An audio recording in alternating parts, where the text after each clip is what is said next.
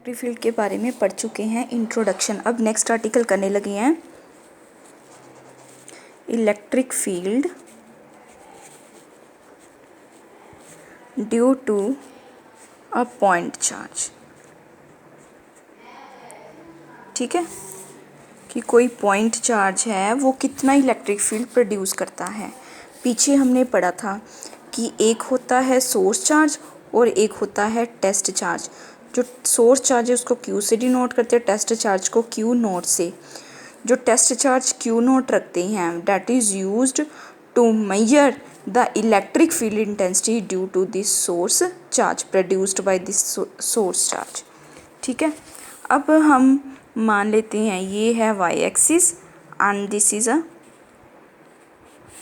ये हमने 3 एक्सिस बना लिए, x axis, y axis, z axis. ठीक है, और मान लेते हैं कि जो सोर्स चार्ज है वो यहाँ पे रखा गया है। सोर्स चार्ज S वो हमने यहाँ पे रख दिया है। सोर्स चार्ज का काम क्या है? अपने आसपास इलेक्ट्रिक फील्ड को क्रिएट करना। अब सोर्स चार्ज को हमने यहाँ ओरिजिन पे रखा है तो इसने अपने आसपास क्या क्रिएट कर दिया है?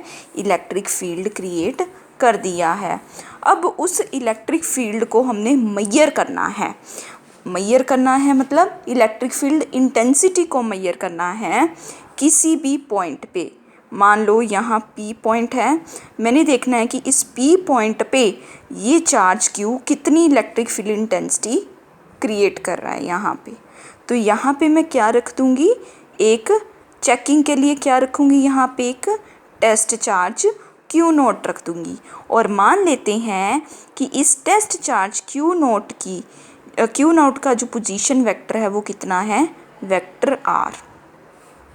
मतलब ये सोर्स चार्ज ये टेस्ट चार्ज ओरिजिन से कितनी डिस्टेंस पे है?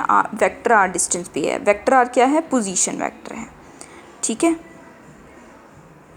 अब हम निकालेंगे इलेक्ट्रिक फील्ड। तो पहले हमने कंसीडर कर लिया,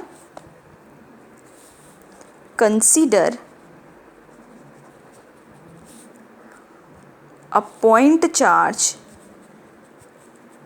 Q, पॉइंट चार्ज है Q placed at origin. Now ये चार्ज क्या कर रहा है? अपने आसपास इलेक्ट्रिक फील्ड को क्रिएट कर रहा है। Now this charge Q is creating the electric field around it। ठीक है, अब हमने किसी पॉइंट P पे क्या कैलकुलेट करनी है? इलेक्ट्रिक फील्ड इंटेंसिटी कैलकुलेट करनी है। किसकी इलेक्ट्रिक फील्ड इंटेंसिटी कैलकुलेट करनी है? इस चार्ज Q की, जो ये चार्ज Q प्रोड्यूस कर रहा है P पॉइंट पे इलेक्ट्रिक फील्ड इंटेंसिटी, उसको कैलकुलेट करना है। Let us calculate the electric field intensity at point P। इसके लिए हम क्या करेंगे? यहाँ पे क्या रख देंगे? एक test charge Q naught. For this place a test charge Q naught at point, कहाँ पे रखना है इसको? At point P। ये P हमारा क्या है? ऑब्जर्वेशन पॉइंट है, जहाँ पे हमने ऑब्जर्व करना है इलेक्ट्रिक फील्ड को। तो कैसे कैलकुलेट करेंगे? तो बच्चों हमें पता है, हम पीछे पढ़ चुके हैं कि इलेक्ट्रिक फील्ड का फॉर्मूला क्या होता है। नाउ हमें पता है इलेक्ट्रिक फील्ड इंटेंसिटी का फॉर्मूला क्या होता है? Limit Q naught tending to 0 vector F by Q naught. ठीक है, मतलब अगर हमने इलेक्ट्रिक फील्ड इंटेंसिटी कैलकुलेट करनी है, पहले हमें क्या कैलकुलेट करनी पड़ेगी? फोर्स कैलकुलेट करनी पड़ेगी। ठीक है, सो फोर्स, पहले फोर्स, ये फोर्स कौन सी है? कूलम फोर्स है। कौन सी कूलम फोर्स है? जो दोनों चार्जेस के बीच में लग रही है। जैसे पीछे हमने फोर्स वाले चैप्टर में क्या किया था? 2 चार्जेस लिए थे Q1 Q2 और दोनों के बीच में क्या निकाली थी, कूलम फोर्स निकाली थी K(Q1 Q2) डिवाइडेड बाय दोनों के बीच की डिस्टेंस का स्क्वायर। इसी तरह अब इनमें से एक चार्ज को हमने बना दिया है सोर्स चार्ज और दूसरा चार्ज क्या बन गया है, टेस्ट चार्ज बन गया है।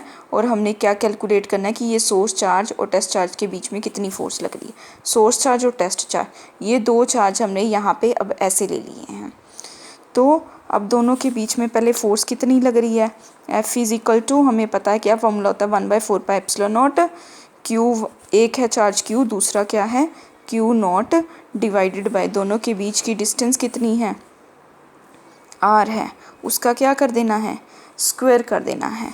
ठीक है, अब यहाँ पे बच्चों वेक्टर लगाया है और यहाँ पे क्या चल रहा है, ये मैग्नीट्यूड की फॉर्म में चल रहा है। ये मैग्नीट्यूड है ना, यहाँ पे कहीं वेक्टर नहीं दिखाई दे रहा। तो हम क्या करते हैं, अगर left hand side vector form में है तो हमें राइट हैंड साइड को भी वेक्टर फॉर्म में चेंज करना पड़ेगा। तो वो कैसे चेंज करेंगे, यहाँ पे एक हम क्या लगा देंगे, यूनिट वेक्टर। R कैप क्या है, यूनिट वेक्टर है।